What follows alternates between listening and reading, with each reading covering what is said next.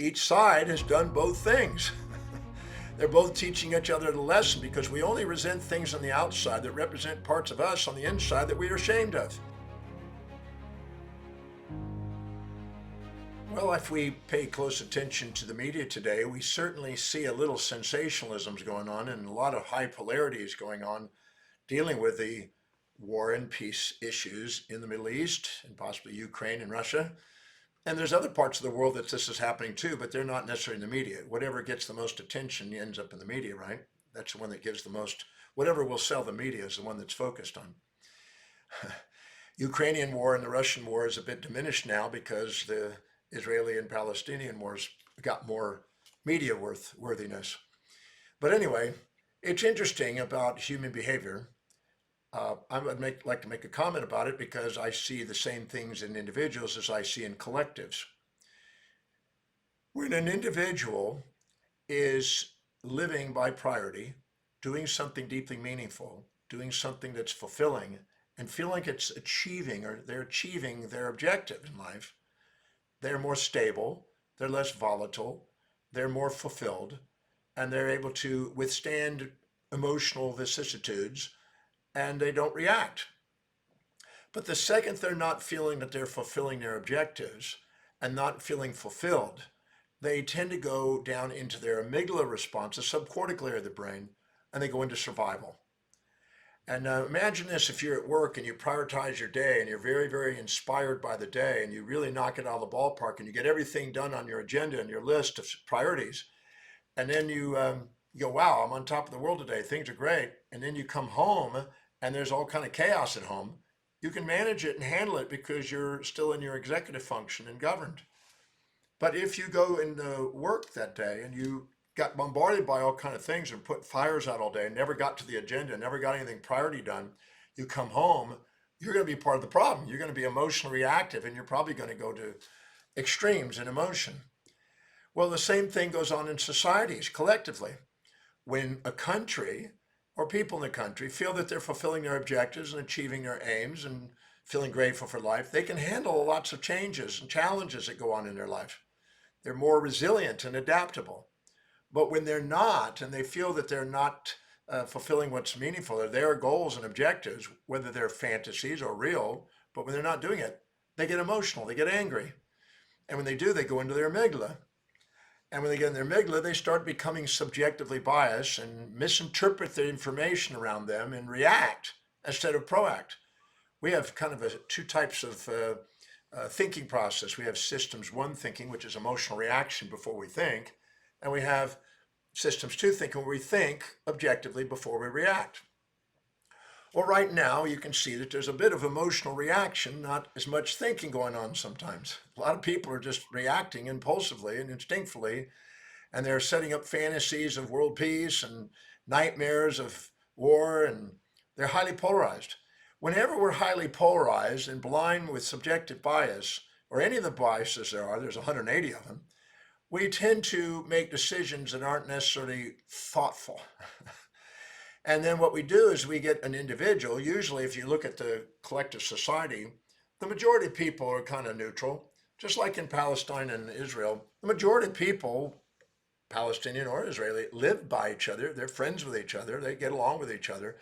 But there's always a few that are more radical, that are a little bit more in their amygdala, a little bit more emotional, a little bit more systems one thinking. And they're usually the ones that are outspoken. There's usually the ones that get sensated in the media because that's what sells. That's what gets you attentive and watch the media, the sensations and polarities. And I watched this in New York. There was an Iranian controversy way back in the 90s. And my wife and I were walking down Madison Avenue. And there was New York One interviewing people on the street about what was going on in Central Park on the demonstrations on the Iranian controversy. And there was Dolph London and his wife were walking right in front of us. They live next door, and they were walking in front of us. And they interviewed them, and he was very rational, very reasonable, and very objective. And I listened to his interview as we stopped for a second, and it was very sensible information. Then they interviewed me, and I gave what I thought was sensible information. And then a wino came up that was drinking something out of a bottle in a paper bag and was drunk. And they came up and They interviewed him about it, and he said, nuke them all. And he was very volatile. Well, when they watched the TV that night, neither one of us, Dolph and I, didn't get on, but the wild guy got on because that's what sells, that's what sensates. So then people watch the media and they see that and they think that's what's real out there. The average person from Israel and Palestine are loving individuals trying to raise a family, trying to survive, trying to do what they can to get ahead in life, and they're sometimes great friends. But then you've got the few that are more polarized, that are more volatile. And then, of course, politicians are voted by those people, and then they have to live up to fulfilling some of those people, and it escalates. There's a law called the law of Eristic Escalation. And the law of Eristic Escalation is an interesting thing in chaos theory. Anytime you have an ideologue, which is an individual who basically has an ideal about what they think should be done, it's usually proud and not necessarily globally thought, but usually individualized, narcissistic kind of projections. If they think if everybody would be doing this, we would finally have a great positive outcome. And so they come along with a biased view and project that biased view, and an equal and opposite bias comes in to counterbalance it. And the more this one is addicted to right, which is an amygdala response, the systems one's response, the other one becomes right. And this thing escalates until there's a little war into a bigger war into a possibly global war. And this thing can escalate. And when you do, you're not listening to reason, you're listening to subjective bias, and there's no executive function overruling it. And when an individual does this, they get out of whack, they get out of control, and they lose it. We've all had moments like that.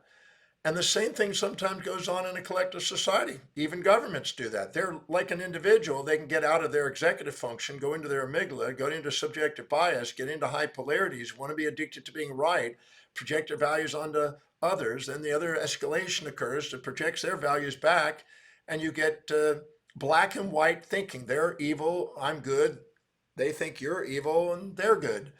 And all you do is get a battle. And the battle is there as a feedback mechanism to let you know that you're not seeing both sides. Actually, and if you study philosophy, there's a thing called the dialectic. The dialectic was I have a proposition, then somebody comes with an opposite proposition, and the purpose is not a debate to make you right. That's foolishness. But the benefit is that you learn a little bit from what they have to say and maybe change your view, and they learn from what you have to say and change your view, and eventually come to a synthesis of the two. Well, the law of risk escalation is basically when somebody throws something out there and somebody debates and fights it back, and both want to be right, and it escalates into something that's just a conflict, and neither one of them grow from it. But if they go in there with a dialectic, not the debate, but a dialectic, and they go in there with the objective of finding the truth between the two, because both sides have a bit of the truth. If all of a sudden we come from the executive function, we're more likely to be dialectic oriented more than being right and debate oriented. We're more likely to find out and grow from each other and listen. If you look very carefully, there's an old biblical statement from the New Testament that says in Romans 2:1, whatever you judge in others, beware, you do the same thing. Now, I don't know about if you, but I've certainly studied enough about history to see that every one of these people in the conflicts collectively have done everything that the other ones are judging. I have a teaching in my breakthrough experience program, a method I call the Demartini method, where I hold people accountable and I ask them what specific trait, action, inaction do you perceive this individual displaying or demonstrating that you despise most? And then I have them now go to a moment where and when you perceive yourself displaying or demonstrating the same behavior. Well, that not only occurs individually, but that can be collectively. If one collective group that's fighting with another collective group asks, where do I do that in my collective group? Where have I done that? You'll find out very carefully, if you're honest and get off your high horse and actually look honestly and deeply, you will find that each side has done both things. They're both teaching each other the lesson because we only resent things on the outside that represent parts of us on the inside that we are ashamed of. When we point our finger, we're pointing our finger back at ourselves. And what we do is we go into dissociate from what we're ashamed of to go into pride and pretend we're too proud to admit what we see in them inside us. And this is where the law of eristic escalation escalates further into rightness and wrongness.